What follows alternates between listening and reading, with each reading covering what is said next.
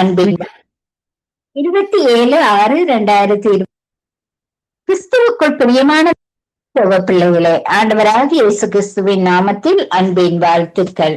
27/6/2025 ஜெப விண்ணப்பம். தினமொரு தேசம் குரோசியா. குரோசியா தென்கிழக்கு ஐரோப்பா மற்றும் மத்திய ஐரோப்பாவில் அமைந்துள்ள ஒரு நாடு. அதன் கடற்கரை முற்றிலும் அட்லாண்டிக் கடலில் அமைந்துள்ளது. இது வடமேற்கில் ஸ்லோவேனியா, வடகிழக்கில் ஹங்கேரி, கிழக்கில் செர்பியா, தென்கிழக்கில் போஸ்னியா மற்றும் எர்சகோவினா மற்றும் மாண்டினிக்ரோ மற்றும் தென்மேற்கில் இத்தாலியுடன் கடல் எல்லையை பகிர்ந்து கொள்கிறது. குரோசியா தேசம் ஆசீர்வதிக்கப்பட ஜெபிப்போம். குரோசியா நாட்டின் அரசு தலைவர் கொலிண்டா கிராபர் கிட்டாரோவிக், பிரதமர் அந்திரேய் பிளாங்கோவிச், சட்டமன்ற சபையோர் மற்றும் அரசு தலைவர்கள் நீதி தவறாது நல்லாட்சி நடத்தும்படியாக ஜெபிப்போம். குரோசியாவின் மக்கள் தொகையில் 17.6% குடியேறியவர்கள். பெரும்பான்மையான மக்கள் குரோசியர்கள். 91.6% அதை தொடர்ந்து செர்பியர்கள். 3.2% போஸ்னியாக்கள். 0.62% ரோமாக்கள். 0.46% அல்பேனியர்கள். 0.36% இத்தாலியர்கள். 0.36% ஹங்கேரியர்கள். 0.27% செக். 0.20% ஸ்லோவேனிஸ். 0.20% ஸ்லோவாக்கஸ். 0.10% மாசிடோனியர்கள். 0.09% ஜெர்மானியர்கள். 0.09% மாண்டினியர்ஸ். 0.08% மற்றும் பிறர் 2.56% வாழ்கின்றனர். எல்லா இன மக்களும் ஒற்றுமை, அன்பு, சமாதானத்தோடு ஒரு அன்போடு வாழ செபிப்போம்.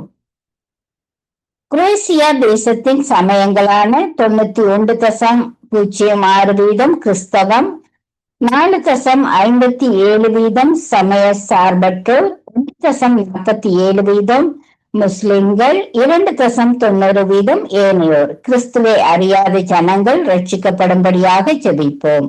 குரோசியர்கள், செர்பியர்கள் மற்றும் போஸ்னியர்கள் மத்தியில் ஏற்பட்ட வெறுப்புணர்வு சண்டையின் தாக்கம் சரித்திரபூர்வமானது.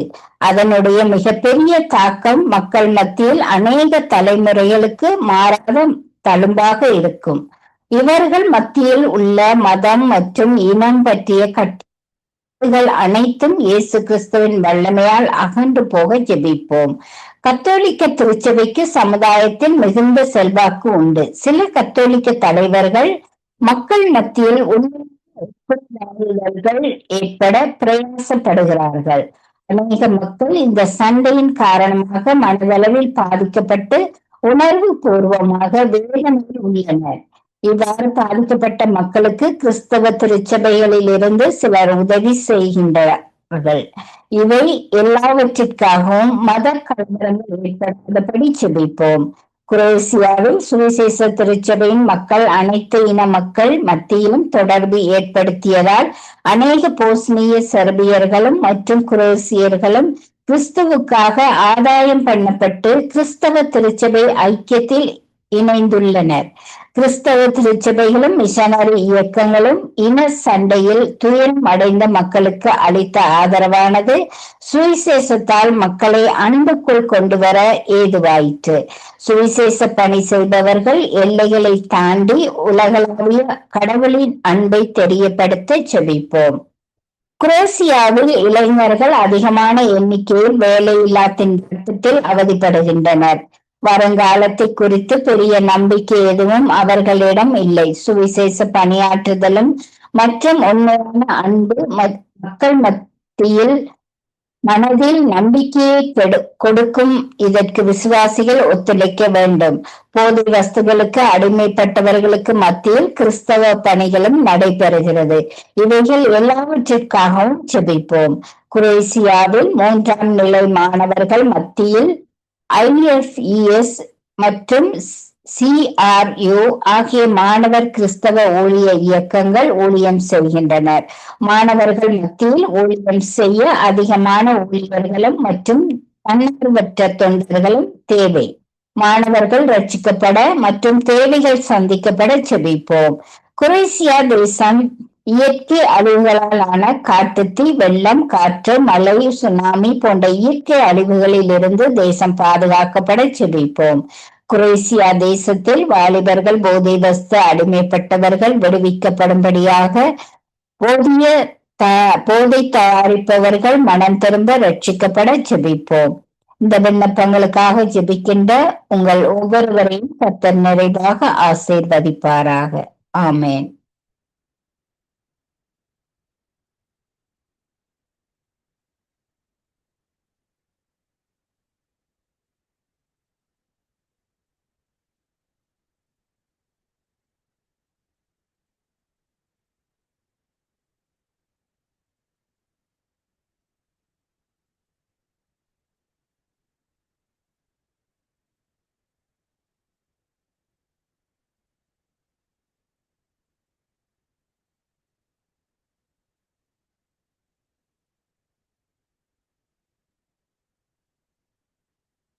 நாமத்தில் கிறிஸ்துவுக்குள் அன்பு உள்ளங்களை மீண்டுமாய் ஒரு புதிய வாக்குத்தத்தத்தோடு உங்களை நான் சந்திப்பதில் நான் மிக்க மகிழ்ச்சி அடைகிறேன். கர்த்தராகிய இயேசு கிறிஸ்துவின் இனிய நாமத்தில் இன்றைய நாளிலும் நான் உங்களை வாழ்த்துகிறேன். 27ஆம் தேதி ஜூன் மாதம் 2025ஆம் ஆண்டு வெள்ளிக்கிழமை இந்த காலை வேளையிலும் தேவனுடைய வார்த்தை இப்படியாக புறப்பட்டு வருகிறது. லூக்காவின் சுவிசேஷ புஸ்தகம் 1ஆம் அதிகாரம் 50வது வசனம். ஆண்டுடைய வார்த்தை சொல்லுகிறது, அவருடைய இரக்கம் அவருக்கு பயந்தவர்களுக்கு தலைமுறை தலைமுறைக்கு உள்ளது என்று சொல்லி இந்த நாட்களில் இந்த வார்த்தை சொல்லுகிறதை பார்க்கிறோம்.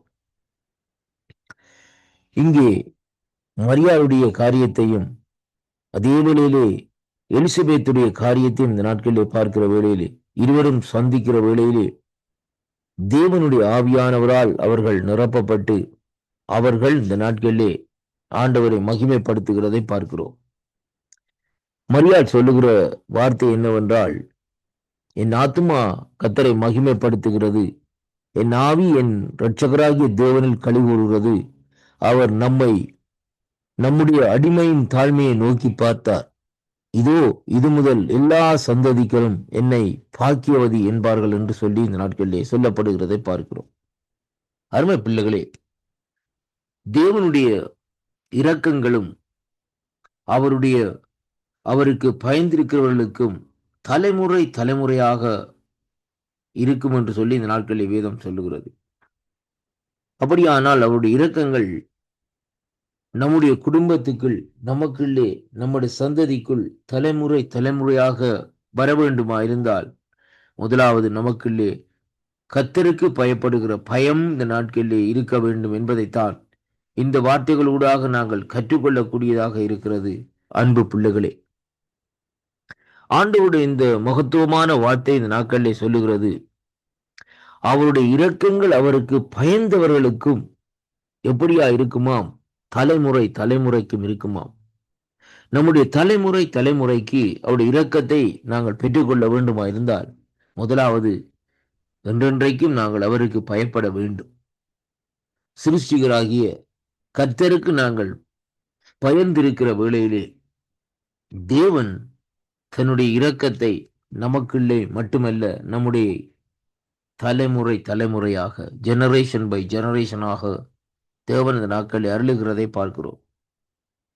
அருமை பிள்ளைகளே, தேவனிடத்திலிருந்து நாங்கள் இரக்கத்தை பெற்றுவிட்டால் எப்படியான சத்துருடைய கிரியைகள், எப்படியான சத்துருடைய நிலைப்பாடுகள் இந்த நாட்களில் வருமா இருந்தாலும் கர்த்தர் நமக்காக யுத்தம் செய்ய வல்லவராய் இருக்கிறார் என்பதை நாங்கள் உணரக்கூடியதாக இருக்கும்.